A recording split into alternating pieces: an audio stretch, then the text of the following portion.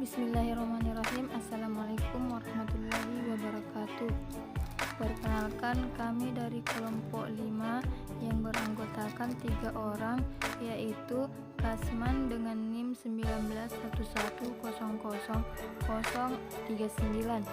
Kemudian selanjutnya Ramla dengan NIM 1911000044. Kemudian Siti Hajar dengan NIM 1911000051. Adapun materi dari kelompok kami yaitu perkembangan kurikulum madrasah di Indonesia. Bismillahirrahmanirrahim. Perkenalkan, saya Siti Hajar dengan NIM 19110051.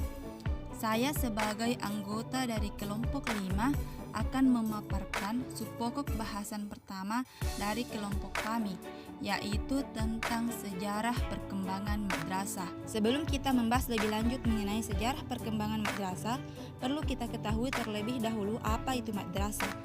Kata madrasah berasal dari bahasa Arab, yaitu madrasah yang artinya tempat belajar.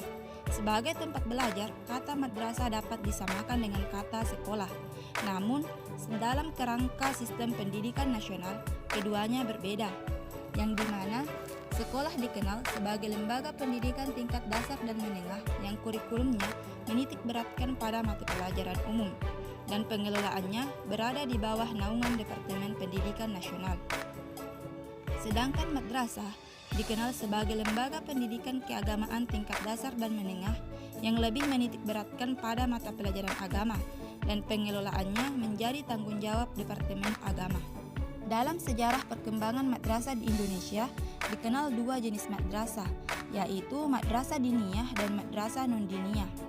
Madrasah diniyah merupakan lembaga pendidikan keagamaan yang kurikulumnya 100% materi agama. Sedangkan madrasah non-diniyah adalah lembaga pendidikan keagamaan yang kurikulumnya di samping materi agama juga meliputi mata pelajaran umum dengan presentasi yang beragam. Pada tanggal 3 Januari 1946, pemerintah atas usul BPKNIP membentuk Kementerian Agama melalui ketetapan pemerintah nomor 1/SD/tahun 1946. Langkah pertama Kementerian Agama dalam melakukan pembinaan terhadap keberadaan madrasah adalah memberikan bantuan berupa pengadaan sarana dan prasarana serta biaya operasional, sebagaimana yang tertuang dalam Peraturan Menteri Agama Nomor 1 Tahun 1946, tanggal 19 Desember tahun 1946.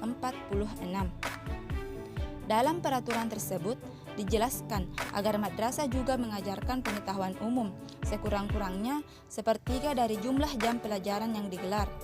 Pengetahuan umum yang dimaksud meliputi bahasa Indonesia, membaca dan menulis huruf Latin, berhitung untuk tingkat dasar, dan ditambah dengan ilmu bumi, sejarah, kesehatan, tumbuh-tumbuhan, dan alam untuk tingkat lanjutan. Ketentuan tersebut juga mengatur penjenjangan madrasah yang meliputi madrasah tingkat rendah dan madrasah lanjutan. Madrasah tingkat rendah dengan lama belajar sekurang-kurangnya 4 tahun dan siswa dibatasi pada usia 6 sampai 15 tahun. Sedangkan madrasah lanjutan dengan masa belajar sekurang-kurangnya 3 tahun setelah tamat madrasah tingkat rendah, siswa berumur 11 tahun ke atas. Kemudian, pada tahun 1952, ketentuan di atas disempurnakan melalui Peraturan Menteri Agama Nomor 7 Tahun 1952. Dalam peraturan ini, jenjang pendidikan madrasah meliputi: pertama, madrasah rendah dengan masa belajar 6 tahun. Yang kedua, madrasah lanjutan tingkat pertama dengan lama belajar 3 tahun setelah tamat madrasah rendah. Yang ketiga, madrasah lanjutan tingkat atas dengan lama belajar 3 tahun setelah tamat madrasah lanjutan. Di antara upaya Departemen Agama dalam menata dan membina madrasah adalah melalui penataan organisasi dan membuat pilot proyek madrasah percontohan dengan cara penegarian sejumlah madrasah swasta. Melalui cara ini, keberadaan madrasah yang beraneka ragam diharapkan bisa memiliki model yang sama dalam pengembangannya. Penegarian pertama dilakukan pada madrasah tingkat pemula atau ibtidaiyah melalui sejumlah keputusan atau ketetapan Menteri Agama. Selanjutnya, penegrian madrasah sanawiyah yang dimulai tahun 1967. Di tahun 1967 pula, penegrian sejumlah madrasah aliyah juga dilakukan berdasarkan keputusan Menteri Agama nomor 80 tahun 1967. Bismillahirrahmanirrahim. Saya Kasman dengan NIM 19 11039. Nah, di sini saya akan memaparkan materi tentang kurikulum madrasah sebelum kemerdekaan Indonesia. Di sini perkembangan kurikulum madrasah sebelum kemerdekaan Indonesia ada dua, yaitu kurikulum pada masa kerajaan, yang kedua kurikulum pada masa penjajahan. Nah, sebelumnya saya akan menjelaskan dulu kurikulum pada masa kerajaan. Kurikulum pada masa kerajaan yaitu pola pendidikan Islam di Nusantara pada awalnya melalui media dialog antara pedagang, para pendatang yang beragama Islam. Ada 3 macam pendidikan di Indonesia ini menurut Sabaruddin. Yang pertama, pendidikan yang berlandaskan ajaran keagamaan. Yang kedua, pendidikan yang berlandaskan kepentingan penjajahan. Dan yang ketiga, pendidikan dalam rangka perjuangan kemerdekaan. Nah, secara garis besar, pendidikan pada masa itu terbagi menjadi 2 lagi.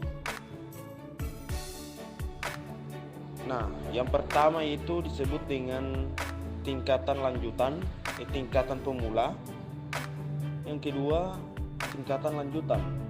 Nah, tingkatan lanjutan yang dipelajari itu dasar-dasar hukum hijaiyah sampai dapat membacanya dengan lancar dengan minimal khatam Al-Quran. Nah, itu tingkatan pertama. Nah, kemudian tingkatan lanjutan. Tingkatan lanjutan setelah menguasai tingkatan pertama atau mempelajari tingkatan pertama, kemudian kita berlari ke tingkatan lanjutan, yaitu mempelajari materi lainnya seperti kasidah, barsanji, ilmu tajwid, dan beberapa kajian kitab kuning. Itu tingkatan-tingkatan secara garis besar pendidikan pada masa sebelum kemerdekaan. Nah, yang kedua yaitu kurikulum pada masa penjajahan. Di sini sejarahnya yaitu perkembangan kurikulum pada masa periode penjajahan, yaitu sejak datangnya orang-orang Eropa, yaitu pada masa komponi Belanda dan masa pemerintahan Jepang sampai periode kemerdekaan. Itu kurikulum pada masa penjajahan. Sistem pendidikan Islam pada masa kolonialisme Belanda secara garis besar terbagi 3 macam. Yang pertama, sistem pendidikan perelayan Hindu Islam. Yang kedua, sistem pendidikan surau. Dan yang ketiga, sistem pendidikan pesantren. Saya akan jelaskan yang pertama dulu, sistem pendidikan perelayan Hindu Islam. Sistem yang masih menggabungkan antara Hindu dan Islam dengan 2 garis model, yaitu model pendidikan keraton, guru mendatangi murid, dan khusus untuk para bangsawan saja. Ini khusus pada bangsawan saja. Dan model pendidikan pertama bertapa, bukan pertama bertapa ya. Murid mendatangi guru, diperuntukkan untuk semua kalangan. Ini umum, sama dengan umum. Kemudian yang kedua, sistem pendidikan surau. Rata-rata metode pembelajaran yang digunakan di surau adalah metode ceramah, membaca dan menghafal. Metode ceramah ini bisa juga disebut metode halaqah, yaitu guru membacakan materi pelajaran, sedangkan murid menyimak dengan mencatat beberapa catatan penting di sisi kitab-kitab dan dapat juga dengan menggunakan buku khusus murid. Kemudian yang ketiga, sistem pendidikan pesantren.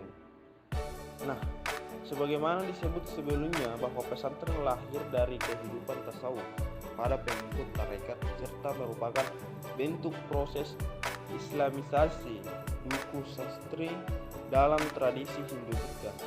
Secara garis besar, core kurikulumnya adalah fikih umum maupun fikih ibadah, tata bahasa Arab, usuluddin, tasawuf, dan tafsir. Di samping pengajaran kitab-kitab dalam bidang ilmu, terdapat pula pelajaran-pelajaran tarekat yang dikemas dalam bentuk suluk, istilah perilaku dan adab dalam laku tarekat, seperti suluk Sunan Bonang, kemudian suluk Sunan Kalijaga, kemudian Wasita Jati, kemudian suluk Sunan Gaeseng, dan beberapa ajaran tarekat lainnya. Bismillahirrahmanirrahim. Perkenalkan, nama saya Ramla, NIM 1911100044. Di sini saya akan memaparkan materi selanjutnya atau materi terakhir, yaitu perkembangan kurikulum madrasah setelah kemerdekaan Indonesia.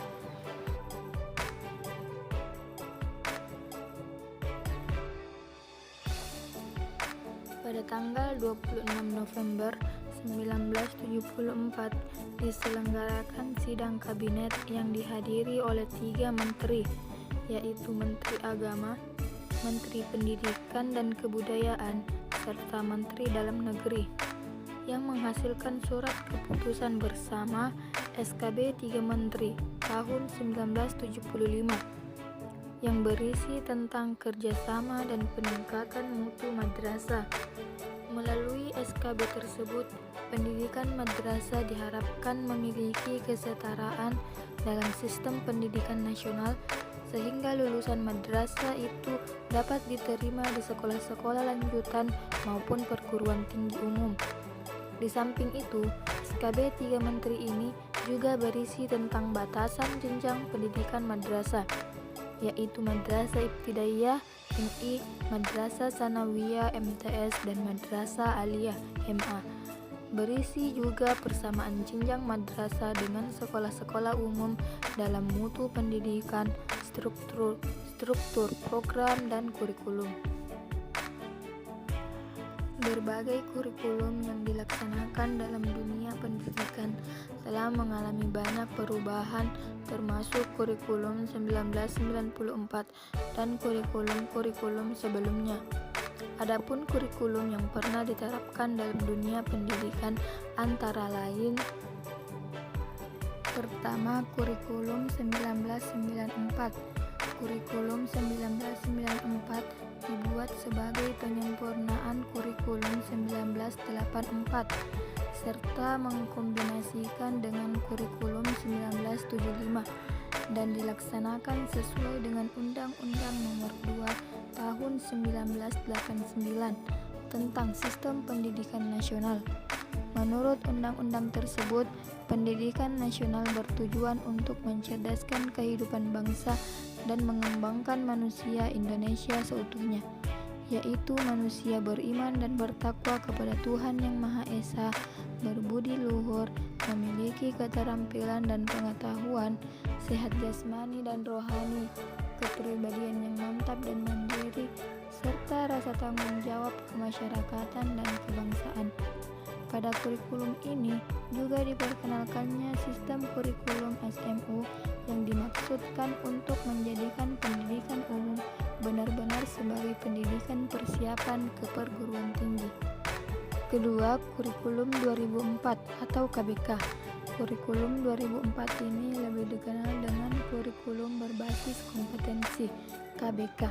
Pendidikan berbasis kompetensi menitik beratkan pada pengembangan kemampuan untuk melakukan tugas-tugas tertentu sesuai dengan standar performance yang telah ditetapkan. Hal ini mengandung arti bahwa pendidikan mengacu pada upaya penyiapan individu yang mampu melakukan perangkat kompetensi yang telah ditentukan. Implikasinya adalah perlu dikembangkan suatu kurikulum berbasis kompetensi sebagai pedoman pembelajaran. Ketiga, Kurikulum 2006 atau KTSP. Kurikulum 2006 ini dikenal dengan sebutan Kurikulum Tingkat Satuan Pendidikan atau KTSP. Awal 2006, uji coba KTK dihentikan. Muncullah KTSP. Tinjauan dari segi isi dan proses pencapaian target kompetensi pelajaran oleh siswa hingga teknis evaluasi tidaklah banyak perbedaan dengan kurikulum 2004. Perbedaan yang paling menonjol adalah guru lebih diberikan kebebasan untuk merencanakan pembelajaran sesuai dengan lingkungan dan kondisi siswa serta kondisi sekolah berada. Hal ini disebabkan kerangka dasar atau KD, standar kompetensi lulusan SKL, standar kompetensi dan kompetensi dasar SKKD, setiap mata pelajaran untuk setiap satuan pendidikan telah ditetapkan oleh Departemen Pendidikan Nasional. Keempat, Kurikulum 2013.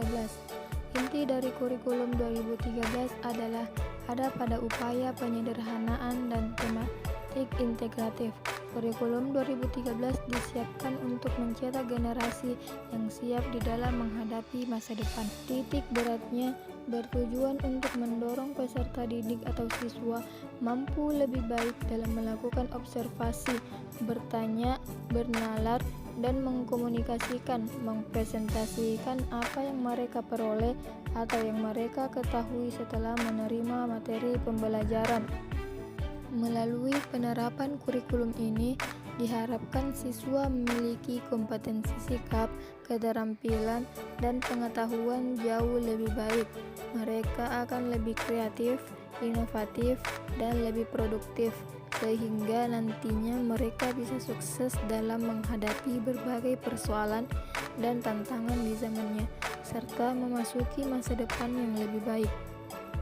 Pelaksanaan penyusunan kurikulum 2013 adalah bagian dari melanjutkan pengembangan kurikulum berbasis kompetensi atau KBK yang telah dirintis pada tahun 2004 dengan mencakup kompetensi sikap, pengetahuan, dan keterampilan secara terpadu sebagaimana amanat Undang-Undang Nomor 20 Tahun 2003 tentang Sistem Pendidikan Nasional pada penjelasan pasal 35, di mana kompetensi lulusan merupakan kualifikasi kemampuan lulusan yang mencakup sikap, pengetahuan, dan keterampilan sesuai dengan standar nasional yang telah disepakati. Itulah tadi pemaparan materi dari kelompok kami, yaitu mengenai perkembangan kurikulum madrasah di Indonesia. Assalamualaikum warahmatullahi wabarakatuh.